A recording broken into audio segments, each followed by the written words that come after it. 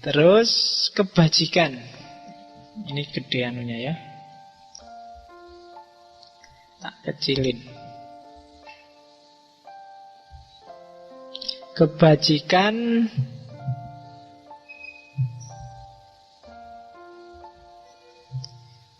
bahasa sananya yi. Jadi kebajikan itu mix antara kebenaran, keadilan, kewajiban, dan kecerdasan.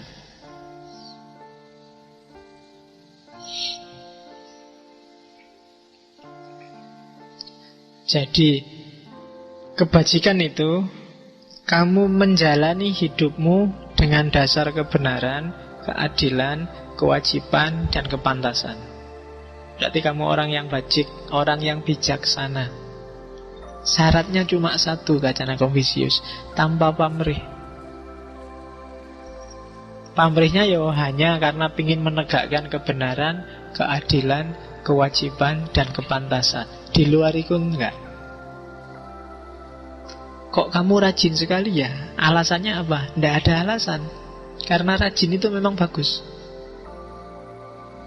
Kok kamu murah hati sekali ya? Kenapa kok kamu bisa begitu? Tidak ada kenapanya.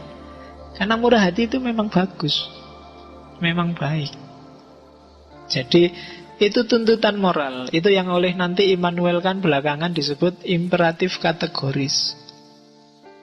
Tidak ada argumennya, nggak ada dasarnya, nggak ada tujuannya bahkan, nggak ada pamrihnya.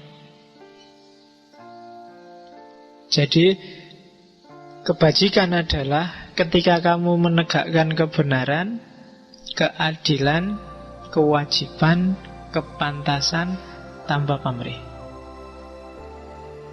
Baru disebut orang baik. Tapi kalau ada pamrihnya enggak. Kok kamu mau-maunya sih ngaji terus-terusan di masjid? Alasannya apa? Tidak ada alasannya, karena ngaji itu baik. Banyak yang ngomentari saya, Pak Faiz kok mau sih tiap minggu nih masjid? Kok tidak capek? Kok tidak ngantuk? Ya capek. Ada tujuan apa sih? Tidak ada. Karena menurutku baik ngaji ini, maka aku mau ngaji. Bukan karena tehnya. Itu loh. Atau yang selain itu, bukan karena daripada nganggur. Itu berarti ada pamrihnya. Pamrihnya kan ngisi waktu lowongmu. Enggak, saya ngaji karena memang menurutku ngaji itu baik. Nah, itu baru kebijakan, kebajikan. Kalau ada pamrihnya enggak bisa disebut kebajikan. Jadi melakukan apapun tanpa syarat. Kalau itu kebaikan. Wah, kamu kok baik hati sekali padaku ya? Ada pamrih apa? Enggak. Karena baik hati itu baik. Baik hati itu bagus, maka aku baik padamu. Kamu enggak usah GR. Gitu loh. Kamu enggak usah mikir aneh-aneh. Ya karena baik itu. Ya, kamu kok mau tiap hari nganter aku, tiap hari jemput aku, nge-SMS aku tiap hari? Oh enggak, karena nge-SMS tiap hari itu baik, membahagiakan orang lain. Jadi aku tanpa pamrih. Ya wis, kalau tanpa pamrih aku tak cari yang lainnya. Ya jangan. Oke, enggak jadi berarti. Enggak jadi kebajikan itu, berarti ada pamrihnya. Oke. Jadi itu kebajikan menurut Konfusius. Jadi yang pertama, bereskan identitasmu, reification of names. Terus yang kedua, jadilah orang bijaksana, jadilah orang baik yang tanpa syarat, tanpa alasan. Yang ketiga, jadilah manusia. Jadi jadilah orang yang bisa hidup seperti orang. Itu Ren, prinsip Ren. Apa sih kewajiban seorang manusia? Hidup seperti manusia. Ini kalau ini tadi yang di atas Yi itu kebajikan individual. Kalau Ren ini sifatnya sosial. Jadi Ren itu hidup berinteraksi dengan orang lain. Rumusnya cuma dua. Ada golden rule, ada silver rule. Golden rule itu perlakukan orang lain sebagaimana kamu ingin dirimu diperlakukan. Kalau silver rule, jangan melakukan pada orang lain apa-apa yang kamu tidak ingin orang lain melakukan pada dirimu. Itu cuma rumus paling dasar interaksi dengan orang lain. Kamu tidak perlu belajar etika sosial. Kamu nggak perlu belajar cara hidup bareng orang lain. Kamu hidup di mana saja pakai rumus itu. Itu golden rule yang jadi landasannya teori-teori tentang HAM, tentang etika. Itu sebenarnya itu. Perlakukan orang lain sebagaimana kamu ingin diperlakukan, dan jangan melakukan orang lain sebagaimana kamu tidak ingin diperlakukan. Kalau kamu senang orang lain jujur padamu, ya kamu jujurlah padanya. Kalau kamu nggak suka dibohongi, ya kamu jangan bohong. Dah, itu prinsip dasar. Jadilah manusiawi, diren dengan berpatokan pada dua rule itu, dua aturan itu. Jadi prinsipnya cuma itu sudah. Kamu akan jadi manusia.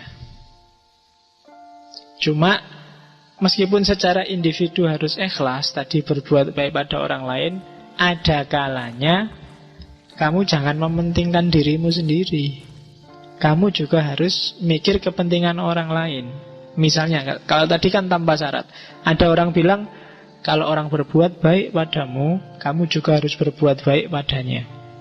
Kalau orang berbuat jahat padamu, kamu juga balesnya tetap harus baik. Nah, ketika Konfusius ditanya kayak gini, jawabannya nggak kayak gitu. Itu tak tulis di situ. Jadi ada muridnya tanya, guru, kalau orang baik tak balas baik, kalau orang jahat apa tak balas baik juga? Jawabannya Konfusius, loh kalau gitu yang baik dibalas apa? Kalau yang jahat dibalas baik, yang baik harusnya dibalas sangat baik, apa gitu? Katanya Konfusius, enggak gitu. Kalau yang jahat, yang baik balaslah dengan baik. Kalau orang jahat balaslah dengan adil. Jadi kejahatan itu balasannya bukan kebaikan, tapi keadilan. Kalau enggak kayak gitu, masyarakat rusak. Dari sisi kamu secara individu mungkin yang dijahati no problem, tapi dia yang jahat tidak akan ada perbaikan. Ya boleh kamu bilang yang baik tak balas baik, yang jelek juga tak balas baik karena hatiku baik. Ya kamu baik, kamu mau baik sendirian kan nggak mungkin. Orang lain juga harus kamu bikin baik dong. Jadi balasannya harus keadilan. Ingatkan. Atau ada sistem yang hukum, ya hukumnya harus dijalankan dalam rangka keadilan. Jadi jangan ditampar pipi kanan, dikasih pipi kiri. Diselingkuhi istri pertama, dikasih istri kedua. Nggak bisa gitu loh. Jadi kalau kayak gitu, dunia akan rusak secara sosial. Secara individual mungkin bagus, tapi secara sosial tidak akan ada ketentraman kalau kayak gitu. Maka yang jahat bukan dibalas jahat, tapi dibalas adil. Itu demi stabilitas sosial. Kita kan sering kayak gitu. Ada orang bilang, kamu diomongin jelek tuh sama temanmu. Biar aja ngomong jelek. Yang penting kalau dia ngomong jelek terus, pahalanya dia dikasih aku, dosaku dikasih ke dia. Kan kamu sering gitu kan prinsipnya. Loh, kalau kayak gini tidak ada perbaikan dong. Kamu berarti nggak sayang sama temenmu dong. Katanya kamu orang baik. Harusnya kamu bikin gimana caranya sejauh kemampuanmu, temenmu yang keliru itu jadi benar, yang jelek jadi bagus. Baru dengan cara gini dunia sosial akan tertib. Lah kalau yang dizolimi cuek terus semua, yang jahat jahat terus, dan dunia gak akan stabil. Maka kebaikan balaslah dengan kebaikan, kejahatan balaslah dengan keadilan. Ya keadilan itu nanti ada sistemnya sendirilah. Bisa undang-undang, bisa etika. Jadi jangan dibiarin aja. Atau dibales dengan yang kebaikan malahan. Nanti orang jahatnya jahat terus, tidak ada perbaikan. Oke, makanya kan Nabi bilangnya unsur ahoka zoliman au madluman. Kalau yang madluman jelas, tapi yang zolim gimana menolongnya? Bukan kok terus dikasih hadiah, tapi yang zolim itu dihindarkan biar dia tidak zolim lagi. Itulah keadilan namanya. Oke, jadi ajaran kedua, Ren. Ajaran ketiga, Li. Li itu peribadatan yang berkembang jadi kesusilaan. Li itu kalau awalnya sebelum Konfusius itu persembahan, korban. Jadi ini ritual yang di semua agama di mana-mana selalu ada persembahan. Yang di Islam terus jadi korban. Kalau di Konfusius, jadi makna dari Li, iya sih dia ritual, cuma ditambahi lagi. Ritual itu sebenarnya nggak sekedar ritual, tapi dia simbol dari kepasrahan dan kepatuhan. Nah, di dunia sosial, kepatuhan ini berarti kepatuhan terhadap moralitas. Patuh terhadap norma-norma yang berkembang di masyarakat. Jadi, jadilah kamu orang baik, orang bijaksana, yang manusiawi, yang punya kesopanan. Jadi itu 3 prinsip awal. Li dan Ren itu biasanya jadi satu.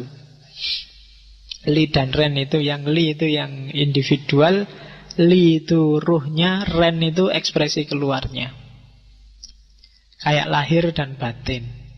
Jadi dirimu adalah manusia yang bermoral, yang diekspresikan keluar secara manusiawi, yang hasilnya nanti orang yang bijaksana.